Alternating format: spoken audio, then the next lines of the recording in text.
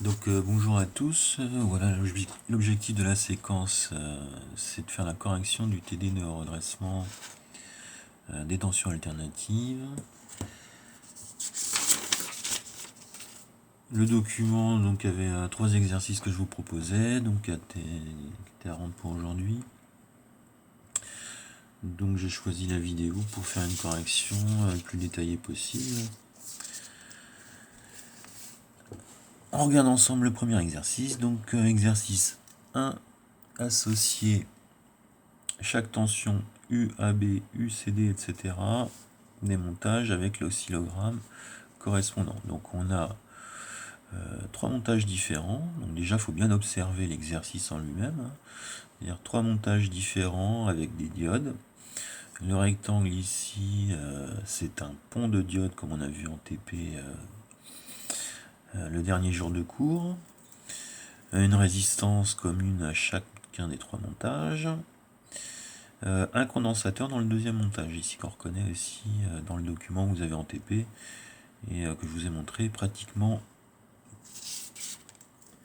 le dernier vendredi. Alors, l'objectif, c'est d'identifier les trois oscillogrammes ici, qui sont nettement différents bien sûr, et de les associer à chacune des tensions désignées. Alors on a UAB, la tension d'entrée commune aux 3 montages.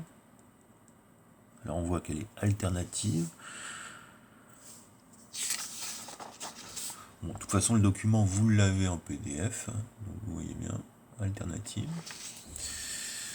Et puis, les tensions de sortie, donc UCD dans le premier cas, UEF dans le deuxième montage, UGH. Alors moi j'ai proposé de faire cette correction tout simplement en faisant un petit tableau. C'est-à-dire que pour chaque oscillogramme, je vais repérer la tension correspondante. Alors je vais partir sur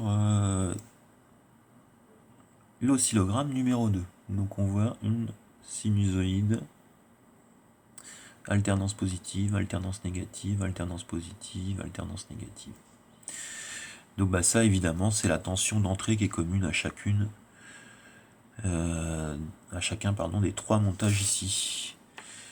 Donc on identifie assez rapidement la tension UAB comme étant l'oscillogramme numéro 2.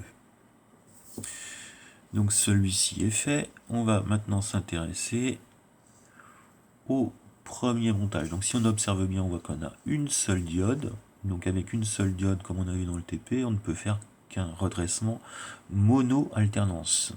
Mono-alternance, ça veut dire qu'on garde l'alternance positive et puis l'alternance négative, elle est nulle. Le courant passe dans ce sens, dans le sens passant de la diode, donc on récupère l'alternance positive. Quand la tension est négative, dans l'autre sens, le courant est bloqué par la diode, et donc la tension est nulle. Donc l'oscillogramme numéro 4, c'est la tension UCD. Alors maintenant, il nous reste à identifier les autres. Donc si on regarde ce montage là, donc on voit bien, comme on a vu en TP, j'avais fait l'acquisition là sur Exao, on voit bien ici un redressement double alternance. Donc ça ne peut s'obtenir évidemment qu'avec le pont de diode, ici et là. Alors, qu'est-ce qui va nous faire choisir le montage C avec la tension UGH? Tout simplement parce qu'on n'a pas de condensateur. Donc ici, l'oscillogramme numéro 1, ça correspond à la tension UGH. Et enfin, le dernier, on voit bien le lissage, donc je peux le rappeler, le lissage, ça correspond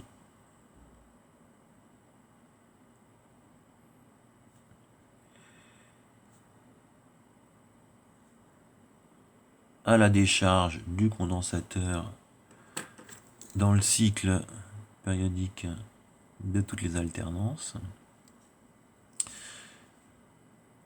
On l'obtient dans l'oscillogramme numéro 3. Il est présent dans le montage B. C'est la tension UEF. Donc voilà pour le premier exercice. Alors je dispose la feuille, le document, voilà. Exercice numéro 2.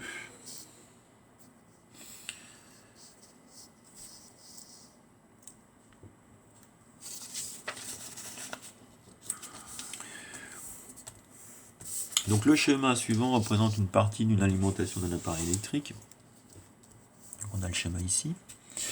Donc on reconnaît, on fait la lecture du schéma, le générateur, donc la tension d'entrée, les 4 diodes du pont de diode, un interrupteur avec un condensateur ici, une résistance et un voltmètre pour mesurer la tension de sortie aux bornes de la résistance qu'on appelle UR.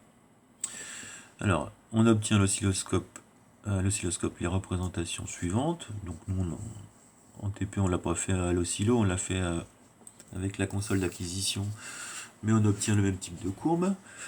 Donc l'oscillogramme numéro 1, c'est la tension aux bornes du générateur. L'oscillogramme numéro 2, c'est la tension aux bornes de la résistance. Donc on voit bien qu'on a un pont de diode, comme dans l'exercice précédent, et donc un redressement double alternance.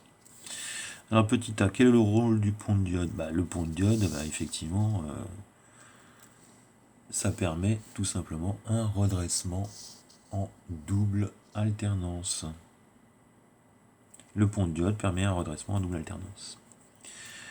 On demande dans la question suivante de déterminer la période, la fréquence et la tension maximale du signal observé à l'oscillogramme numéro 1. Alors j'espère que ça va passer à la vidéo. De toute façon, vous vous référez au document que vous avez, que je vous ai distribué pour ceux qui étaient présents. Donc l'oscillogramme numéro 1, il est là. On voit bien le signal alternatif sinusoïdal. Donc je rappelle le cours de la classe de seconde pour déterminer la période. C'est la durée du motif élémentaire de tension, donc on peut mesurer ici, c'est-à-dire ça comprend l'alternance positive et l'alternance négative. Donc si on compte le nombre de carreaux ici, on compte 4 carreaux. Or, un carreau, on regarde l'information, un carreau, ça correspond à 5 millisecondes, pardon. Donc, 4 carreaux, 4 divisions, x 5, ça fait 20 millisecondes. Qu'on va convertir tout de suite en secondes, donc ça fait 0,02 secondes. Pour avoir la fréquence, on utilise la fameuse formule à apprendre par cœur et à connaître, même pour la terminale, F égale 1 sur T. F en Hertz, T en secondes. Donc F égale 1 sur 0,02, 50 Hertz. La fréquence est de 50 Hertz. Maintenant, la tension maximale. Alors vous vous rappelez le code de couleur en secondes, j'avais insisté là-dessus. U max en vert, T en rouge. Donc c'est bien important de garder ces automatismes. Donc U max, on regarde, c'est 1, 2, 3, 4 carreaux. 3 carreaux, pardon.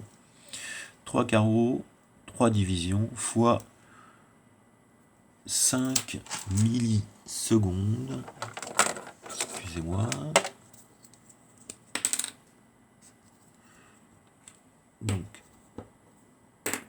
j'ai dit 5 millisecondes en plus. Donc, 3, division fois 5 volts, 3 fois 5, 15 volts. 15 volts pour la tension maximale.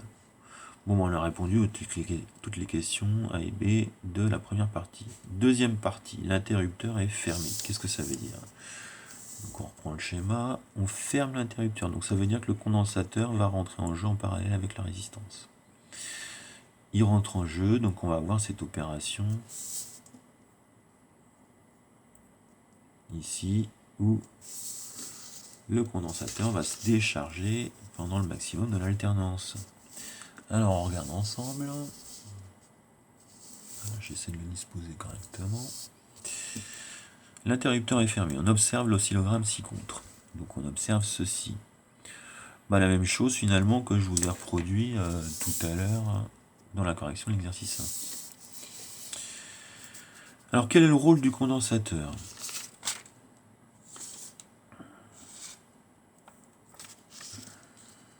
Interrupteur fermé.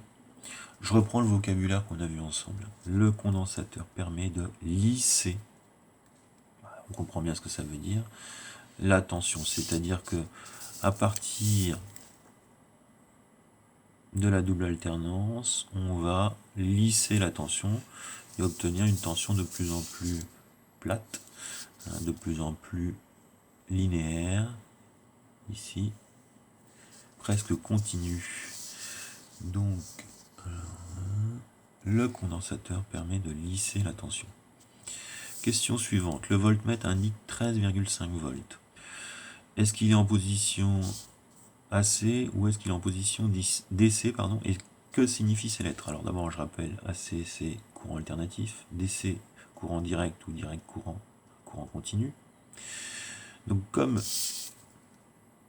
le signal est presque continu et qu'il observe une mesure à 13,5 volts, forcément il est en position continue, c'est-à-dire DC.